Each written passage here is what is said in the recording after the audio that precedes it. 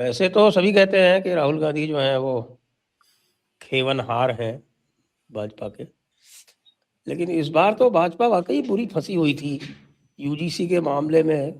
भाजपा का ही वोटर जो था वो भाजपा की ऐसी तैसी कर रहा था, और ऐसे समय में उन्होंने पूरी तरह से भाजपा को एक अलग ही मुकाम दे दिया, रास्ता दे दिया। और कहीं वो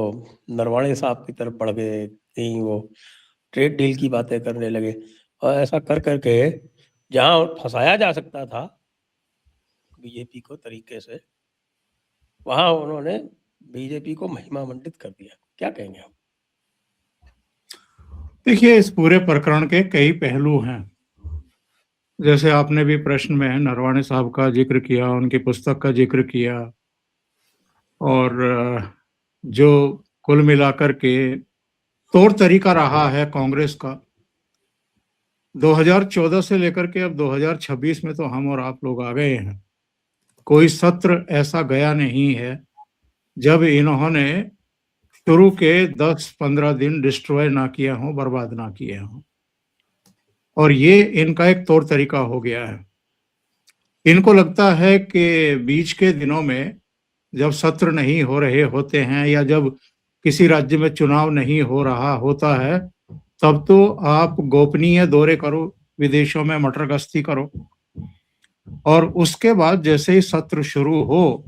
तो उसके बाद ये पाखंड, ये नाटक नौटंकी शुरू कर दो। कई बार मुझे लगता है कि ये रंगमंच में जाकर के, थिएटर्स में जाकर के ज्यादा बेहतर परफॉर्मेंस कर सकते हैं, बजाय इसके कि आप पॉलिटिक्स करें। पॉलिटिक्स उनको आती भी नहीं है और उनको जमती भी नहीं है, उनको पता भी नहीं है पॉलिटिक्स की एबीसीडी का। वरना इतना बवाल कटने के बावजूद और कई मुद्दों पर भारतीय जनता पार्टी के बैकफुट पर होने के बावजूद, बस एक ही दिन तो है जब नरेंद्र मोदी राज्यसभा में खड़े हुए, बोलना शुरू किया, और उसके बाद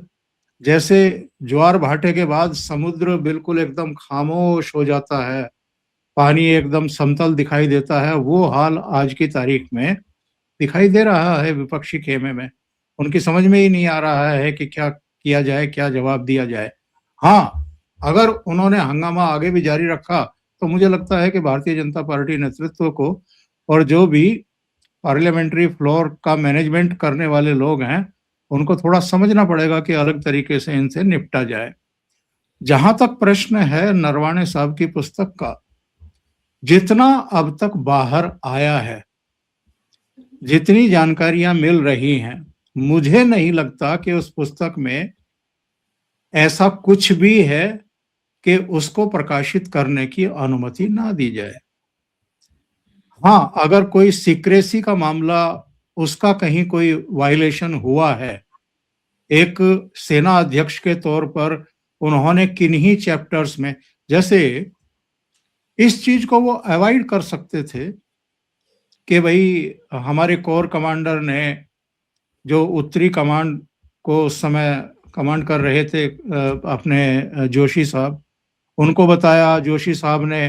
नरवणे साहब को बताया, नरवणे साहब ने डिफेंस मिनिस्टर को कॉल किया, डिफेंस मिनिस्टर ने प्राइम मिनिस्टर को किया। ये हायरार्की बताने की किताब में जरूरत नहीं होती है। बहुत सारी चीजें ऐसी होती हैं जो बहुत नाजुक होती हैं और जिनका उल्लेख करना बहुत जरूरी नहीं होता है। और जो मेरी नॉलेज में है और जिसका डिस्कशन भी कुछ सैन्य अधिकारियों ने किया है, आमतौर पर जब आप रिटायर होते हैं तो रिटायरमेंट के 5 साल तक ये एहतियात रखा जाता है, चूंकि आप बहुत संवेदनशील और की पोस्ट पर रहे हैं, तो ये एहतियात रखा जाता है। और ये भी देखा जाता है संजय जी कि तब हमारे किस तरह के रिलेशन थे चीन से, और आज की तारीख में जो बदली हुई स्थितियां, परिस्थितियां हैं, उनमें हम दोनों के क्या रणनीतिक रिश्ते डेवलप हुए थे जब चीन में पुतिन साहब, मोदी जी और शी जिनपिंग मिले थे। और वो भी एक जेस्चर था अमेरिका को एक मैसेज देने का, और ग्लोबली जो एक नया वर्ल्ड ऑर्डर तय हो रहा है, अब तो ये सब स्वीकार करने लगे, केवल भारत में ये बात नहीं कह रहा है। तो ऐसे में जो इस तरह की चीजें हैं, वो भले ही चीन कुछ ना बोले, उसका जो भोंपू है ग्लोबल टाइम्स, उसी में कोई आर्टिकल आ जाता, या कोई और ही बोल देता, या विदेश मंत्री की तरफ से या विदेश विभाग की तरफ से कोई प्रवक्ता ही बोल देता, तो बेवजह के जो अब थोड़ा रिश्ते सामान्य होते हुए दिखाई दे रहे हैं,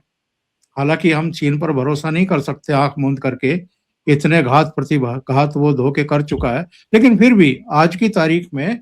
एक नॉर्मल सी है दोनों के बीच में, कोई इस तरह की शंका आशंका नहीं है कि वो तुरंत भीतर घात करेगा, क्योंकि वो भी अमेरिका का सताया हुआ है। और हमारे साथ भी ट्रंप ने कोई बहुत अच्छा सलूक पिछले करीब करीब जब से वो राष्ट्रपति बने हैं, अच्छा व्यवहार उनकी तरफ से हुआ नहीं। अभी अगर यूरोपियन यूनियन से ये समझौता ना होता, एफटीए ना होता, तो शायद अमेरिका अभी भी हमको और इंतजार कराता, और जो हमारे एक्सपोर्टर हैं उनको एक बड़ा नुकसान झेलना पड़ता। बहरहाल ये सारा कुछ जो वितंडा खड़ा किया है राहुल गांधी ने जानबूझ करके, मुझे लगता है कि अगर जो अंश वो पढ़ना भी चाहते थे उनको पढ़ने दिया जाता तो पहाड़ टूटने वाला नहीं था। और अगर प्रधानमंत्री नरेंद्र मोदी ने अल्टीमेटली यही कहा राजनाथ सिंह के जरिए कि जो उचित समझो वो करो, तो इसमें ऐसा कुछ नहीं था जिससे कोई आसमान टूटने वाला था सिर के ऊपर। उन्होंने तो फ्री हैंड दिया था, जो उचित समझो करो, हम आपके पीछे खड़े हैं। तो ऐसे में कहीं ना कहीं जो रणनीति बनाने, और मुझे ये सब देख करके सोच करके, हालांकि